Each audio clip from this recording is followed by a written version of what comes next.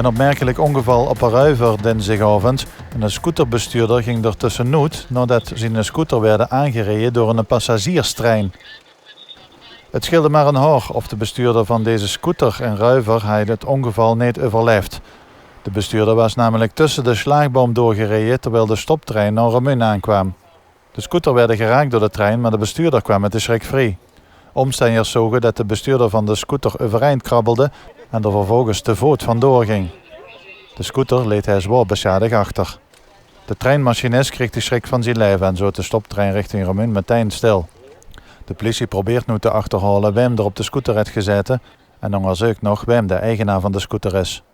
Ook de trein raakte licht beschadigd en is voor reparatie teruggegaan naar Venlo, zo meldt Ruiver.nl.